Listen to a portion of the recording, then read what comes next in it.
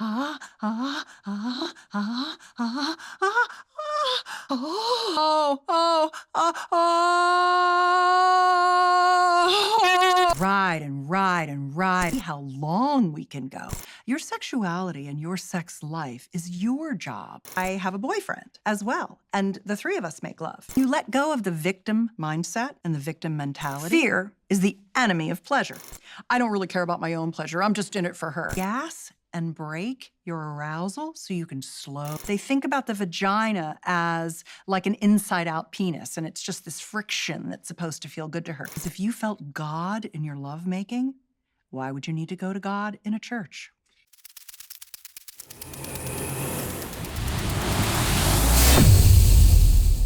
You said there's multiple types of orgasms. 20. 20 different types. 20 plus. One is wild card because I'm always leaving opportunity open for more orgasms. I read this quantum orgasm. Yeah, quantum orgasm, yeah. What's that? So That sounds nice. of the 20 kinds of orgasms, there are locations to touch: clitoral, vaginal, anal, breastgasms, nipplegasms, throatgasms, etc. And then there are techniques to use. So for female ejaculation, which all women can do, there are very specific techniques that work, and it's not what you see on porn. And then there's expanded orgasm techniques as well. And an expanded orgasm, or like a quantum-gasm, is this. So, and then there are tools of desire. So there's 3 different types of orgasm. I'll finish that sentence. So there's locations to touch, techniques to use, and tools or objects of desire. Because who's to say that that crop that spanks your bottom isn't an object of desire to give you orgasms? It is too. But the quantum-gasm, so a regular orgasm is, okay, it's very similar to what men think about an orgasm being, like, and this is like the 1960s, Masters and Johnson style, almost 80 years ago. We have moved on from this style of orgasm. This is just one kind. But it's the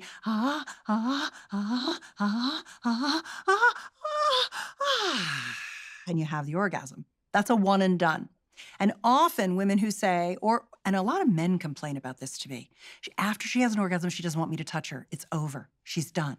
And I'm like, you're driving her too hard. You haven't given her enough engorgement. If you go slower, she'll be able to have multiple orgasms because you haven't driven her nervous system so hard to get the first one done. So slow down, lighter touch, more engorgement, more foreplay, make out, play with her boobs, stroke her body, tell her she's beautiful, all of these things. And then she can move into multiple orgasms.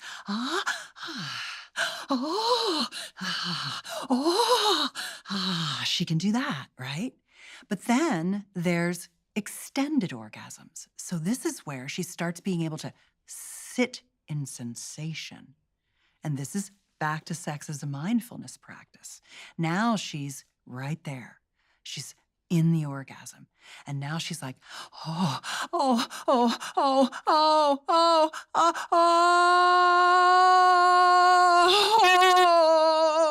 oh, oh, oh.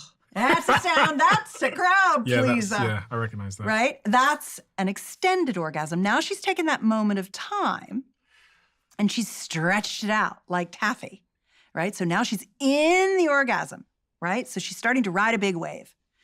But then there's an expanded orgasm, and that's the king, the queen of orgasms. And that is, now I'm a big wave rider. You're towing me out. You're stroking me. You're pleasuring me. It's feeling good. You get me up in that wave, and I'm riding that wave. Oh, and I just ride and ride and ride and ride that wave, and you tow me back out. And a big set just came in, and now you tow me into a bigger wave. It's more intense. It lasts even longer. And I am just coming and coming and coming, and you just keep delivering. And you're delivering it to me with the lightest of touch, because now I'm so good at orgasming that all you barely have to do is stroke a little finger on all that delicious, plump, juicy tissue that's now sending massive amounts of signals to my brain. And I am coming for 10 minutes, 20 minutes, 30 minutes. Now I'm going to come with you for until I can't anymore. Let's see how long we can go. And you start having orgasms that keep getting bigger and better until you're just tired. You need to stop. You have to get some water. You need to recover. And I remember when I was learning the expanded orgasm technique, this was from my mentor, Dr. Patty Taylor, and I called her one day when I had one of those hour-long orgasms with Tim, and I was like, let's see how long I can come, how hard I can come, and how much I can come. And so I came, and I thought, oh man, I'm at this precipice, and I'm afraid to let go. Like I'm riding the waves, but there's more, and it's out there, but I'm afraid. And I called Patty, and I was like, what do I do? And she goes, step off, go out there. When I stepped off, I touched Source. I touched God. I felt Gaia. I felt my connection. I felt what connects us all. That's why sex is repressed. That's why people hold you away from sexuality and shame you. Because if you felt God in your lovemaking, why would you need to go to God in a church? It's interesting because as you were speaking, I was reflecting on that sentence that this former partner said many years ago about, I think it's for people that are 50, because when I'm 50, I still want to be having the best sex of my life. Mm-hmm. And I've spoken to 50-year-olds and they're having a great time. Mm-hmm. But it also comes back to this idea of like, should, which is, again, a comparative measure. I don't, like this expectation and this how stereotypes can be so corrosive for like sexual exploration and openness. The other thing I was thinking about is, what if you want to try something with your partner, you have a fantasy, and it is opposed to their fantasy. So like, I think we talk about love languages a lot, but what about like sex languages? Could you, is it possible to have the opposite sex language to your partner? For example, you might want to be, you might want to feel really safe, but your partner wants to tie you up and dominate. Yeah. And maybe that's their thing. Yeah. But you want to feel really safe. So that's like diametrically opposed. So there's a couple of things. The first is that Jaya's erotic blueprints are a good place to start. She's come up with 5 different archetypes, sexual archetypes. And I think that's wonderful. But it's very similar also to the love languages, where it's like, well, Steve, I want you to love me in all 5 ways, like making me think I have a love language. It's also, starting with the erotic blueprint that you have is great, but maybe you are really enjoying being passive, but then why not try and be a little switchy? Why not learn and become more confident in your sexuality and learn how to take control? Or maybe you're the one that's always dominant and it's time for you to learn how to surrender. I think that you can start in one place with your comfort zone, but begin to learn more things so that you get out of your comfort zone and you start trying new things. How often? You said safety plus novelty equals desire. So the novelty part, I mean, if you live 100 years, that's a lot of new ideas you're going to need. I have not run out of ideas. As a matter of fact, Sir Tim, I joke that his like epitaph on his gravestone, which he's like, I don't even need a gravestone. I don't care about that. But I always joke that his epitaph is up for anything. Like, I can't come up with something that guy wouldn't be willing to try with me. And I keep coming up with stuff and he keeps being a yes. And it's really, really fun when you're with a partner like that, or when the two of you have ideas. And a lot of times when we have a date, we'll sit down or if we have a date with a third person. So I have a boyfriend as well. And the 3 of us make love. And we'll get together for our date and Tim watches that? No, we were all together. They're straight, but we all make love together. And we'll sit down and we'll be like, okay, well, what do you guys feel like? And they'll throw out some ideas and I'll throw out some ideas, and then we'll decide what we want to start with first. And then we'll come up with a game plan, and then we'll start that game plan. But then I'll be like, oh no, you know what I want to do? I want to do this instead. And they're like, okay, we'll do that instead. And so you can just get to the point where you're so comfortable that you can listen to your animal. One of the reasons I use the word Homo sapien when I talked to you earlier is that we can't forget that we are part of, if you think about the tree of life, we're on the branch with the bonobos and the great apes. We are Homo sapien. We are part of the great apes. And so we're an animal. We are subject to the vagaries of how much sugar we've eaten. Have we been drinking? Have we been sad? Have we been stressed out, et cetera? Have we been working out or not? And so every time you enter into an experience together, every time you begin a lovemaking date, to not have some prescribed thing that you're going to do, but to see what your appetite, what your animal desires, what he or she is in the mood for. I'm the kitty cat, I'm the lioness, where am I want to try a new toy, I want to have sex in a different location, whatever it might be. What am I in the mood for? What does she want? When you say sexual injustice and trauma, Mm-hmm. give me a menu of things that someone at home who's trying to understand if those things might have had an impact on their sex drive. Sure. It can be anything from never knowing how your parts work or what the names of them are, or understanding how your body works. It could be that sex is bad, or shaming. It could be, and this is something that many people struggle with, and that is, my parents never told me about sex, and they never showed that they were sexual.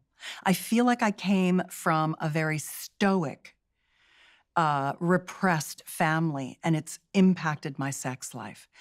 And one of the things that I often have to say to people is, your mom and your dad did the best they could do. They didn't know anything. They were probably kids themselves, and they loved you. They just weren't equipped to help you with this. Not only that, but it's not really their job. Your sexuality and your sex life is your job. And when you take it on as something that's a part of what you have to learn, like the things you do for your career or the things that you do to support your family, and when you put it in that bucket and you let go of the victim mindset and the victim mentality, and you say, okay, what do I need to do? What is right? What is possible? Then you get into the fun parts. You can move through the trauma. So it could be abuse, it could be repression, it could be shame, it could be lack of knowledge, which lack of knowledge creates fear. Fear is the enemy of pleasure. So once you start teaching people about their bodies, about pleasure. But we know that there's nature and there's nurture around sexuality too. The nature is how my parts work versus your parts work. And I'd really like to talk to you about that, because I think that's one of those little hinges that swings big doors. Once you start to understand the difference between male and female arousal, you can begin to have much better sex together. Because when you don't understand, you're doing you know the golden rule, do unto others as you'd have them do unto you. Mm-hmm. That's what most people do in sex. They treat their partner the way they want to be treated, instead of treating their partner the way their partner needs to be treated. That's the platinum rule. I've got another question. So this is from a young man okay. who is a Diary of a CEO listener, and this is his situation. I feel like whenever I am having sex with someone, that she's not really having as good of a time as she's acting like. And the reason that I think so is because I only last like 2 or 3 minutes in bed, and I just don't think that that's enough time for her to, get off also. And this has been a issue dating back to my first relationship. Yeah, this is very, very common. So Kit, you are not alone. 1 in 4 men of all ages suffer from what some people call premature ejaculation or performance anxiety. But one of the things that I have been doing is working with Jim Benson. I publish his program called Multi-Orgasmic Lover for Men. And basically what it does is it helps men attain something called ejaculatory choice. And that is essentially you get to ejaculate when you want to, not because you can't help it. So for the guys that are coming too fast, it slows them down. It's essentially a technique called the me breath, M-E. And it is a way to use 3 things in your body. It's a body-based technique. It's very similar to like learning how to swing a golf club or learning how to drive a car, where you know, when you're driving a car, you're gassing, you're braking, you're looking into the rearview mirror, you're looking out the front, you're steering, you might even be shifting. And golf swing, you know, you're setting it up, you get the head tilted right, you're doing your swing, your pull back, and all these kinds of things. The me breath uses 3 things. It uses a squeeze of the PC muscle, the pubococcygeus muscle. It's like the Kegel area. It uses a breath that is called a cool draw. This comes from Taoist techniques for semen retention, but it's not a semen retention technique, but it leverages that. And it uses what we call a thrust or a pelvic rock to relax guys. Guys end up often with intercourse kind of doing like a piston. They think about the vagina as like an inside-out penis, and it's just this friction that's supposed to feel good to her. The vagina is a vast cavern of pleasure. It is not an inside-out penis, and it likes all kinds of other things. But when they end up with that friction, and they're stiff, and they're not relaxed, it accelerates ejaculation. So when they learn the squeeze, the breathe, and the thrust, and they do them during masturbation, often men who come before they want to are suffering from kind of almost training themselves to come too fast. Like they've masturbated in ways that, you know, gets them off quickly. Often they don't have privacy, or, you know, they just don't have leisurely time for masturbation. So you practice the me breath during masturbation, and it teaches your body to gas and break your arousal so you can slow down. And the other component is the mental component, which is that you get really nervous, you're going to do it again, and then that makes you do it again. And so there are some somatic techniques that allow you to be present right here, right now. Because a lot of guys say to me all the time, I don't really care about my own pleasure. I'm just in it for her. And it's like, well, that's a lot of pressure for her, dude. It would be nice if you showed your pleasure too. Like always just trying to make her have an orgasm is not really what you want to do either. You need to get out of your head and into your body. You got to slow down. You got to get present. Because if you're thinking about something that happened in the past, oh, I'm going to come too fast again, or, oh my God, what if I come too fast? You're not with me. And so if he stops trying to make her have fun, if he stops worrying, he practices the me breath at home. And then when he's making love to her, he knows how to breathe and rock his hips. And by the way, that pelvic rock feels really good in intercourse for her. So that's nice too. The reason why I have these conversations on the podcast and invite people like you on is because I'm trying to say the like quiet part out loud. Yeah. This is meant to be the diary of a CEO, and what would be in your diary, it wouldn't be P&Ls and spreadsheets. It would be worries about erectile dysfunction. It would be, I'm not having sex with my partner. It would be, how do I improve my sex life? What the fuck do I do with nipples? Like Kit said, it would be these kinds of things. And that's what you do in your work, and you do it better than anybody. And it's, thank you. Honestly, you're doing something really amazing for a lot of people you'll never even get to see. So on behalf of all of them and me, thank you for what you do. Thank you so much for giving me the light so that I could help people. I appreciate that. In this engaging discussion, Susan Bratton, a renowned sex and relationship expert, explored various facets of sexual pleasure, relationships, and overcoming barriers to intimacy. Here are the key takeaways. 1. Types and techniques of orgasms. Diversity of orgasms. Susan identified over 20 types of orgasms, including clitoral, vaginal, anal, nipple, throat, and quantum orgasms, emphasizing the diversity of pleasure pathways. 3 orgasm categories, locations to touch, specific areas like the clitoris or nipples. Techniques to use, for instance, methods for female ejaculation or expanded orgasms. Tools or objects of desire, toys, tools, or other aids that enhance stimulation. 2. Approaches to enhance pleasure, engorgement, and slower pace. Encouraging prolonged foreplay and gentle touch to enable multiple orgasms.